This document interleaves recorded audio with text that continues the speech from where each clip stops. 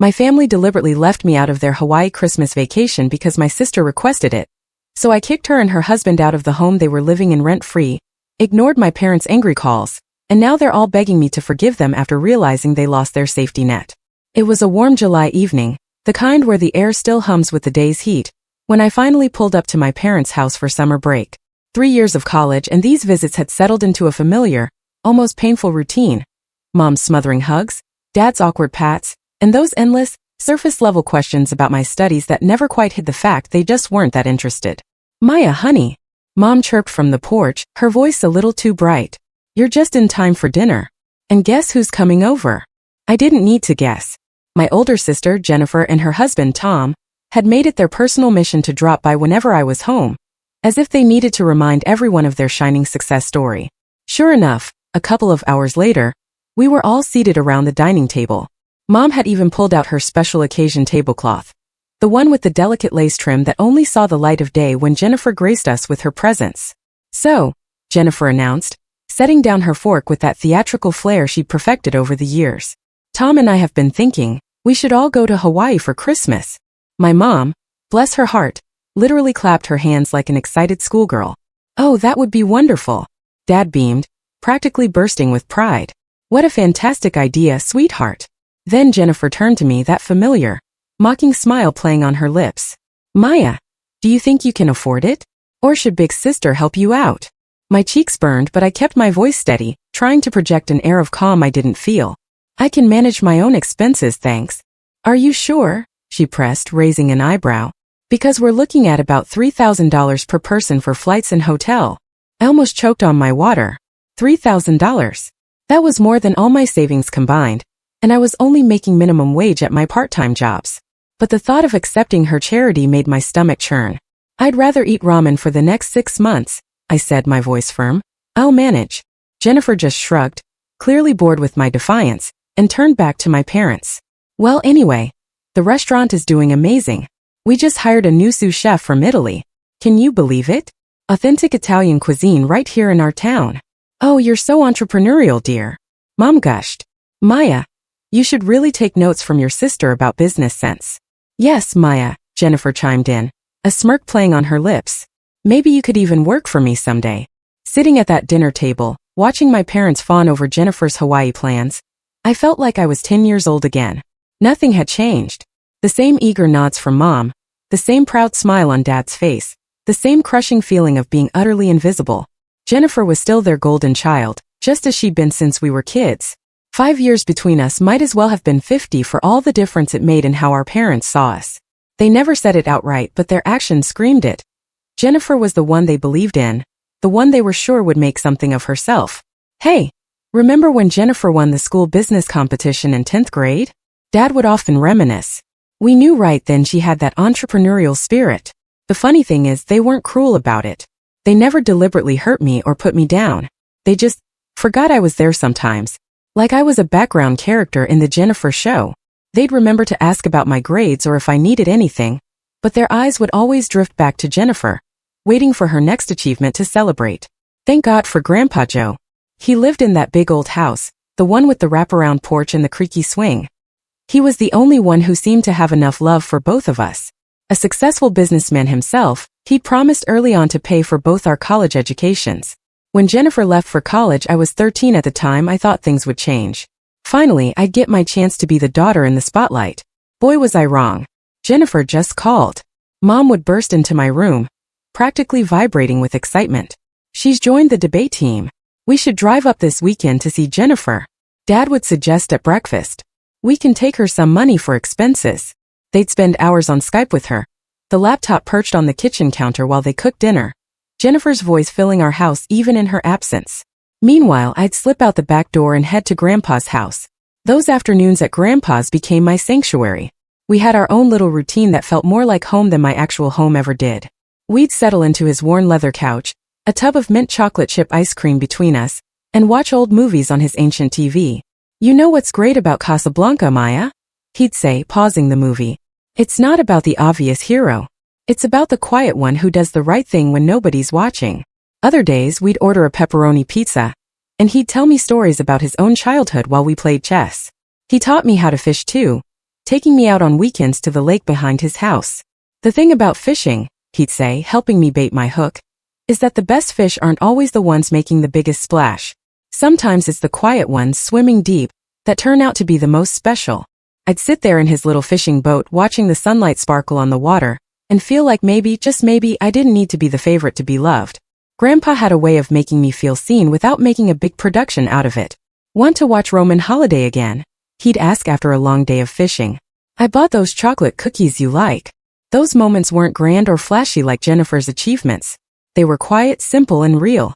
While my parents were driving across state lines to deliver spending money to Jennifer, I was learning how to play poker with Grandpa, using M&Ms as chips. 5 years passed in a blur of family dinners and achievements. All Jennifer, of course. She graduated college with honors, landed a job at a prestigious firm, and started dating Tom, who my parents immediately declared was perfect for her. Meanwhile, I was preparing for my own college journey. The day I left for college, Grandpa hugged me tighter than he ever had before. His embrace felt different somehow, more urgent, more final. "I love you so much, Maya," he whispered in my ear. "Never forget that." I laughed it off at the time. "Grandpa, you're acting like we'll never see each other again. I'll be home for Thanksgiving." He just smiled that gentle smile of his and patted my cheek. "Just remember what I said, kiddo." 2 months into my freshman year, Mom called. Her voice was breaking as she told me Grandpa had died in his sleep. The world stopped spinning for a moment. I sat there on my dorm room bed, phone pressed to my ear, unable to process the words. The funeral was on a crisp, bottomless day. After the service, we all gathered in Grandpa's attorney's office for the reading of the will. Jennifer sat primly in her designer black dress, while I fidgeted in the scratchy department store one I'd bought last minute. "To my daughter, Sarah," the attorney read, "I leave the sum of $50,000. Mom nodded, squeezing Dad's hand. "To my granddaughter, Jennifer, I leave the sum of $300,000. Jennifer's face lit up. She immediately turned to Tom, who'd been hovering by her side throughout the funeral. "Baby, we can have that dream wedding now and still have enough to start our restaurant." "And to my granddaughter, Maya," the attorney continued, "I leave my house on Maple Street, including all its contents and the surrounding property." The room went quiet for a moment before Jennifer burst out laughing. "Oh my God, Maya got the old house. That's hilarious." She wiped tears of mirth from her eyes. "Don't worry, sis, maybe you can sell it and buy yourself something nice, though I doubt anyone would want that creaky old place." "Jennifer," Mom scolded half-heartedly, but she was already smiling at her elder daughter's plans. "We'll have the wedding in spring," Jennifer announced, completely taking over the somber moment. "Tom and I already have the perfect business plan for an authentic Italian restaurant. This is exactly the capital we needed." True to her word, Jennifer threw herself into wedding planning. It was a spectacular affair. White doves, ice sculptures, a 5-tier cake, and what felt like half the town in attendance. I stood next to her in a bridesmaid dress she'd chosen, watching her marry Tom in what Mom called the social event of the season. Before the honeymoon tan had even faded, Jennifer and Tom opened their restaurant. They called it Bella Vita, Beautiful Life. The local paper did a feature on them, praising the young entrepreneurs for bringing authentic Italian cuisine to our small town. Mom and Dad framed the article and hung it in their living room. Meanwhile, I tried to figure out what to do with my inheritance. The property taxes weren't insignificant, and maintaining that big old house wouldn't be cheap. After running the numbers one weekend, I thought I'd found a solution. At the next family dinner, I decided to bring it up. "I've been thinking about the house," I said, trying to sound confident as I pushed my green beans around the plate. "Since I'm at college most of the year, I could rent it out. That would help cover the taxes and maintenance." The silence that followed made me look up. Mom and Jennifer were exchanging one of their looks, the kind that had always meant trouble for me growing up. Jennifer's husband, Tom, suddenly became very interested in his mashed potatoes. "Oh, honey," Mom said in that patronizing tone she reserved for when she thought I was being particularly dense. "Why would you want to rent to strangers when your sister and Tom need a place to live?" I blinked. "What?" Jennifer sat down her wine glass with a delicate clink. "Well, it makes perfect sense, doesn't it? Tom and I could use the extra space, especially now that we're running the restaurant. And obviously, you're not going to charge rent from your own sister. I mean, that would be ridiculous, right?" "Mom, of course it would." Mom agreed immediately. Family helps family. And just like that, they turned back to their previous conversation about the restaurant's new wine list. Dad nodded along. Jennifer gestured animatedly about some expensive Chianti she'd imported, and Tom finally looked up from his potatoes to join in. I sat there, fork suspended halfway to my mouth, as the reality of what had just happened sank in. I could protest, of course. I could point out that it was my house, my inheritance, my decision. I could remind them that Jennifer and Tom had just gotten a huge sum of money from Grandpa's will while I got, well, apparently nothing now. But I knew it wouldn't make any difference. They'd look at me with that mixture of disappointment and annoyance they always did when I didn't go along with their plans. Mom would sigh and remind me about family loyalty. Jennifer would make subtle jabs about my selfishness for weeks. Dad would give me that look, the one that said I was making things difficult for no good reason. So I did what I'd always done. I swallowed my protests along with my now cold green beans and stayed quiet. The next weekend, Jennifer and Tom moved into my house. She sent me pictures of how they were updating the place. Grandpa's old leather chair replaced by some modern monstrosity. His beloved fishing photos taken down to make room for framed reviews of their restaurant. While I studied for midterms in my cramped dorm room, my sister and her husband lived rent-free in my house. Every time I came home for breaks, I had to ask permission to visit what was legally my own property. Let's fast forward to the present. After that summer dinner where they announced the Hawaii trip, I threw myself into work with renewed determination. Between morning shifts at the campus cafe and evening hours at the study library, I barely had time to breathe. But every time I felt like giving up, I'd think about Hawaii and push myself to pick up an extra shift. When Jennifer called in late November, I had the money ready. $3,000, nearly every penny I'd earned over the past few months. Send it today, she instructed. I need to finalize the bookings. I transferred the money immediately, my hands shaking with excitement as I clicked send on the banking app. That weekend, I treated myself to a new swimsuit. Nothing fancy, just a simple blue one-piece on sale. My friend Lisa even let me borrow her good suitcase, the one with the wheels that actually worked. December 23rd arrived, crisp and cold. I showed up at my parents' house with my borrowed suitcase and new swimsuit, practically buzzing with excitement. But something felt off. Mom barely met my eyes when she hugged me, and Dad kept clearing his throat the way he did when he was uncomfortable. Then Jennifer and Tom arrived. The moment they walked in, I knew something was wrong. Jennifer had that look on her face, the same one she'd worn when she told me she'd be living in my house rent-free. Mom and Jennifer exchanged glances that made my stomach twist. We sat down to dinner, and for a few minutes, there was only the sound of forks against plates. Then Jennifer sat down her wine glass and cleared her throat. We need to discuss something, she announced. The restaurant. Well, we've hit a rough patch. The numbers aren't what we projected.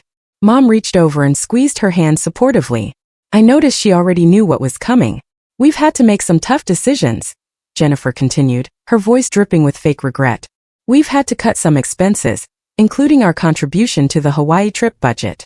My fork froze halfway to my mouth.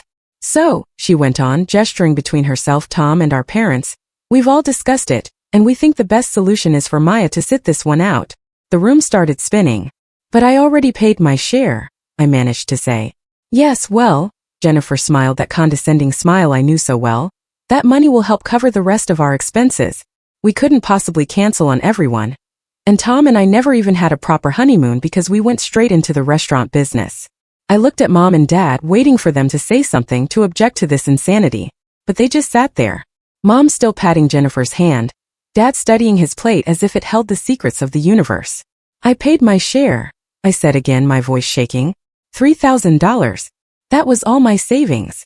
Maya, Mom snapped, her tone sharp enough to make me flinch. Family helps family. Jennifer and Tom are going through a difficult time with the restaurant. The least you can do is be understanding. Understanding, I whispered. Yes, understanding. Besides, someone needs to watch the house while we're gone. Mom turned back to Jennifer. Now, about the hotel arrangements. I stood up so abruptly my chair scraped against the floor. Nobody even looked up.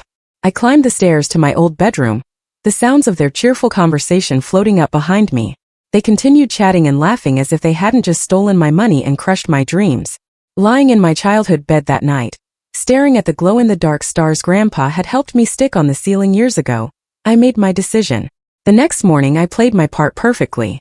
I stood on the front porch, smiling and waving as they loaded their luggage into 2 waiting taxis.